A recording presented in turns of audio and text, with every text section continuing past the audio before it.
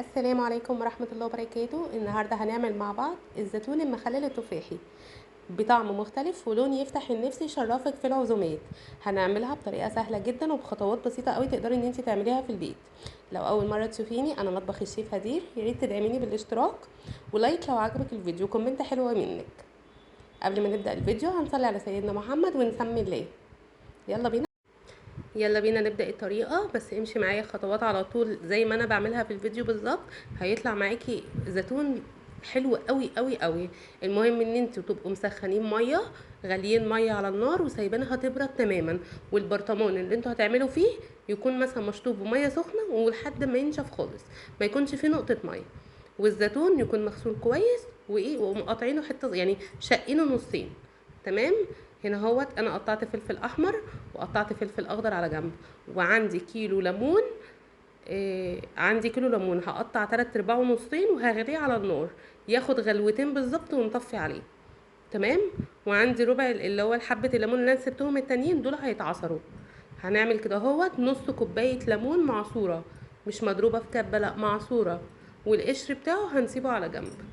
اهو ادي جبنا كده الزيتون، الفلفل حط على بعضه. بسيطة جدا، خطوات بسيطة جدا. جزر مبشور. انا بحب الحاجة ما تبقاش اكتر من الزيتون نفسه، يعني انا بعمل حاجة تكون ايه، مش اكتر من الزيتون، حاجات بسيطة. عاوزة اقول لكم ان الجزر بيدي تسكيرة حلوة جدا للزيتون. وادي الليمون اللي انا غليته غلوتين بس، اديني حطيته اهو. دي البهارات بتاعتي. بصوا بقى، لتر المية بيتاخد عليها 4 معالق ملح كبار. تمام. انا هنا حطيت 5 معالق لان انا مزوده هنا اهوت. انا عامله هنا 2 كيلو زيتون، فانا حاطه 5 معالق ملح كبار، وحاطه ربع كوبايه سكر، دي اللي هتخلي الزيتون ناشف معانا وحلو. تمام. وحاطه زي فصوص توم. انا عندي مطحون، ما كانش عندي مصح، يعني اللي هو الواحده اللي بحالها، انتوا حطوا بحالها. تمام. ومعلقه شطه صغيره. وبتحطوا حبه البركه، حاجه بسيطه، بلاش تزودوا حبه البركه عشان ما تسودش الميه معاكم. والعصفر يا جماعه زودوا فيه كتير، هو العصفر ده اللي بيضيع المراره بتاعه الزيتون. تمام. قلبوا قلبوا كويس قوي، وحطوا ربع كوبايه زيت. بس كده، ولا بنحط بقى خل ولا بنحط اي حاجه تاني، زي ما انتوا شايفين بالظبط. بتقلبوا كويس قوي قوي قوي.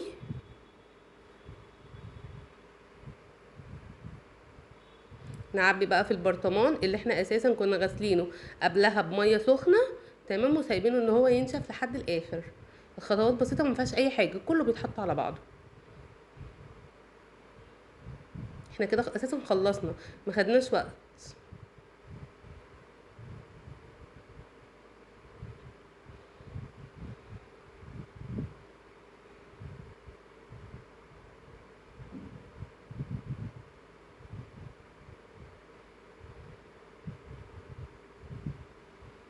اهم حاجه ما تعبوش البرطمان لحد الاخر، لانه اساسا بعد ما بيخلص وبتقفلي عليه بيفور، يعني بيزيد.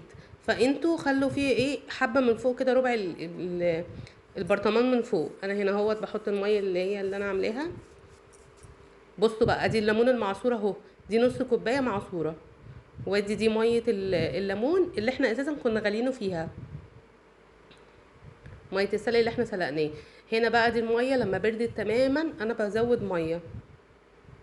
اديني زودت اهو لحد فوق. الليمون بقى اللي احنا عصرناه، اللي احنا كنا عصرينه عاملين نص كوبايه، القشر بتاعه هنحطه عليه من فوق عشان يضغط على الزيتون تحت، يبقى كله مستوي سوا واحد.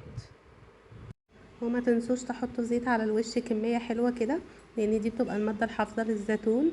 واقفلوه كويس، يعني حطوا كيس تلاجة او كيس عادية، واقفلوا الغطا كويس قوي قوي قوي، ما تفتحوش عليه خالص.